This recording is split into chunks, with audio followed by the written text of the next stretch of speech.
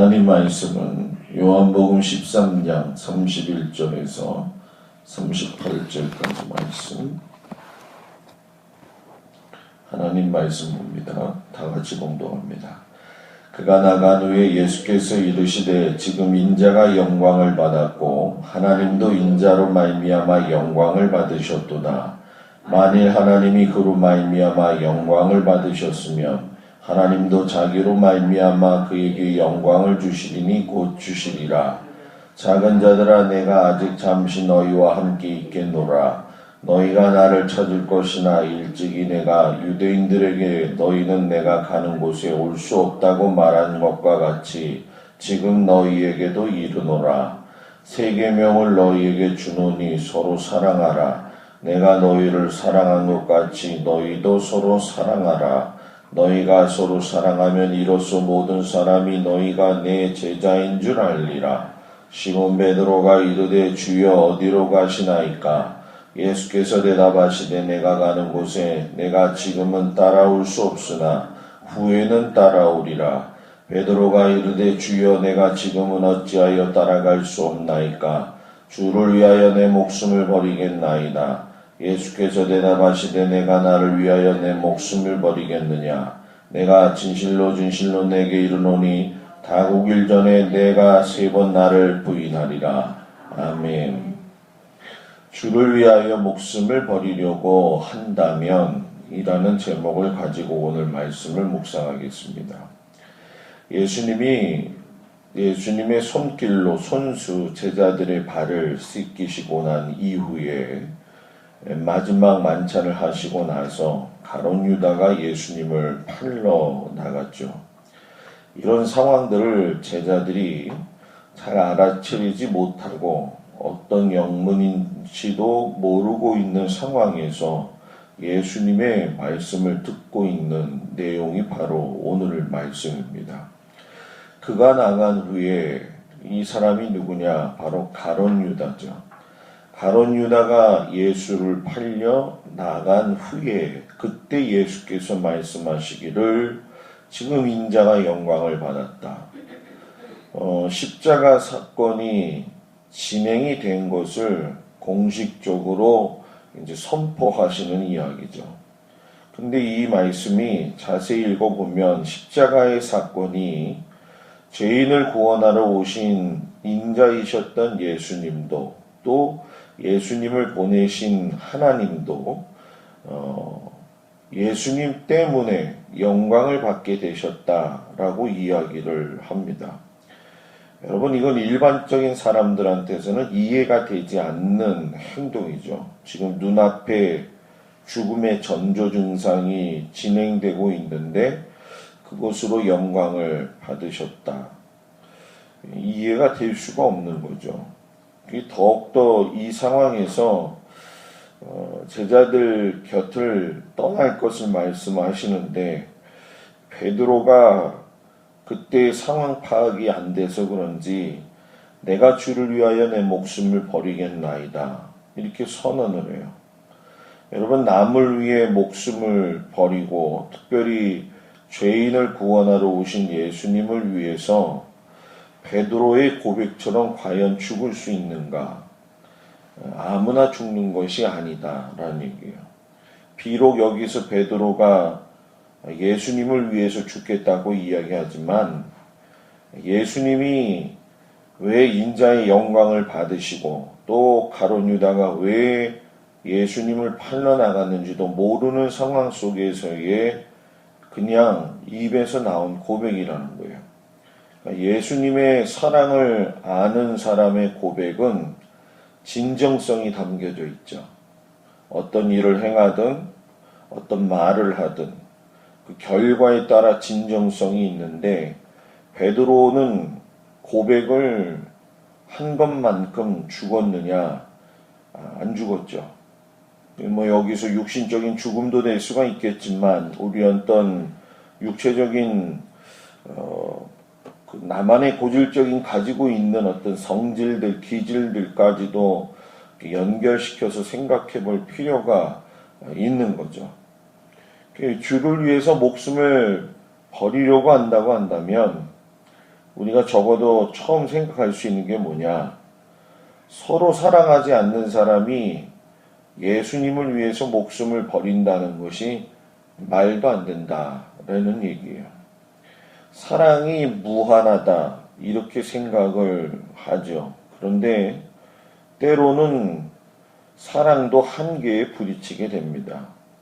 나이가 들어서 서로 부부가 사랑을 한다 할지라도 시간이 흐르면 인생이 서로 갈 수 없는 길을 가야 되는 것인 것처럼 완벽하고 완전한 사랑이라고 하는 것은 없다는 거죠. 그리고 살면서도 내가 마냥 사랑할 수 있을 만큼 좋은 관계가 계속적으로 유지되는 것은 아니라는 거예요. 어제 우리가 성경 말씀 보면서 가룟 유다가 예수님을 팔려고 할 적에 그곳에 의심을 가지면서 서로를 갖다가 의심했던 제자들의 이야기를 나눴습니다. 어제까지만 해도 서로를 의심하면서 지금 어제 큐티 오늘 큐티 하니까 어제지만 동률상으로 같은 시간대에 조금 전에 서로 의심하던 제자들이 자기의 관점만을 가지고 이해하고 판단했던 입장에 있는 사람들이 사랑이라는 단어가 어울리지가 뭐예요? 않는 거다라는 거죠. 근데 예수님이 그때 내가 너희를 사랑한 것 같이 너희도 서로 사랑하라. 근데 이것이 예수님이 뭐라고 이야기하냐면 새 계명이다 이렇게 얘기를 해요. 여러분 33절 중반절에 보면 너희가 나를 찾을 것이나 일찍이 내가 유대인들에게 너희는 내가 가는 곳에 올 수 없다고 말한 것과 같이 지금 너희에게도 이르노라 라고 이야기해요. 일맥상통한 얘기인 것 같지만 좀 차별이 있습니다. 왜냐하면 여기서 유대인들과 예수님을 따르는 제자들을 구분시켜 놓으셨어요.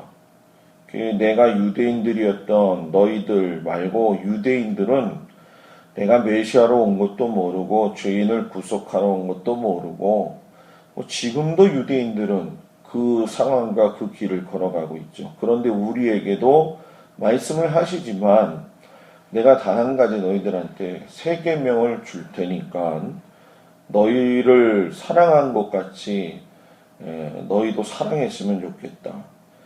율법은 하나님과의 관계 속에서 보면 거룩한 삶이 자신에게 기준이 맞춰져 있죠. 그런데 새 계명인 사람은 나에게 기준을 맞추는 것이 아니라 상대방에 맞춘다는 거예요. 그러니까 목숨을 주님을 위해서 버리려고 한다면은 내가 주님이 말씀하신 그 자그마한 사랑의 실천부터 해봐야 된다는 거예요. 남을 사랑하는 게 쉽습니까? 성질도 죽여야 되고 입에서 나오는 언어도 그렇고 무작정 죽이는 게 아니라는 거죠. 이 베드로가 무작정 죽으려고 했다는 것은 가히 어떤 면에서 보면은 참 용기스러운 이야기인 것 같지만 아직도 부족한 어떤 제자의 모습의 하나다. 계속 우리가 베드로를 보면서 느끼지만 이런 부족한 모습들이 하나하나씩 깨달아지고 거기서 이제 그 깨달아짐이 어떻게 돼요? 마음속에 느껴지고 작정하게 되고 확신 갖게 될 적에 나중에 가서 진짜 죽을 수 있는 거예요. 죽을 수 없는데 죽는 것처럼 말하고 다니면 안 되죠. 그래서 두 번째가 말부터 앞세우는 사람은 목숨을 버릴 수가 없다. 베드로 입장에서는 답답하죠. 왜? 적어도 자신을 인정해 주시고 그래 너는 따라올 수 있어. 그렇게 이야기해 주셨다면 또 그런 말을 듣고 싶은데 지금 따라올 수 없어. 너도 마찬가지야. 이렇게 이야기를 한 거죠. 그러니까 베드로 입장에서는 뭐예요? 그냥 제가 예수님하고 죽겠습니다. 따라가지 않고 그냥 예수님 죽는 곳에 저도 죽겠다는 거예요. 여러분 말은 상황과 환경에 의해서 고백되어지는 것이 아닙니다. 믿음의 사람의 말은 말씀으로 다져져서 믿음의 확신과 순종이 생길 때에 말의 능력이 생기는 것이지, 우리가 세상 사람들처럼 허탄한 고백을 하고 허튼 말을 하고 그러면 결과는 허탄한 결과가 나오고 허튼 결과를 낳는다는 거예요.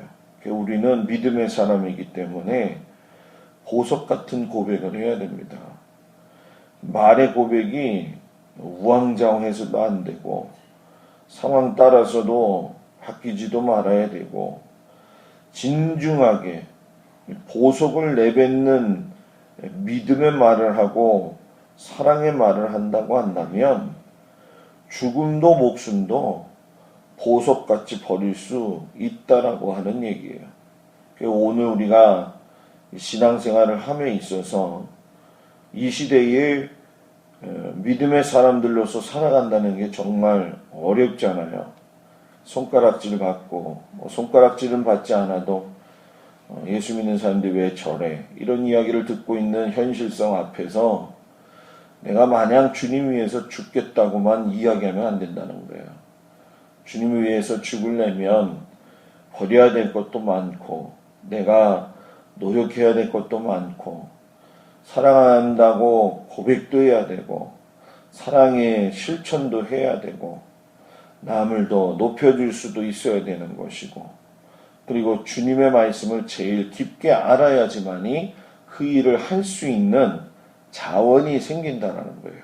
신앙은 말로 하는 것이 아니라 하나님의 말씀을 부여잡고 그 말씀에 의해서 움직여가면서 자기 자신을 뒤돌아보고 점검할 적에 거기서 하나님이 일하신다. 거기서 하나님이 일하신다.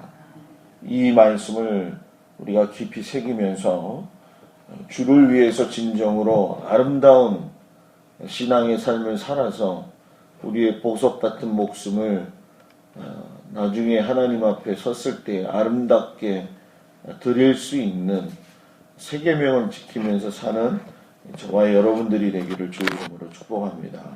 기도하겠습니다.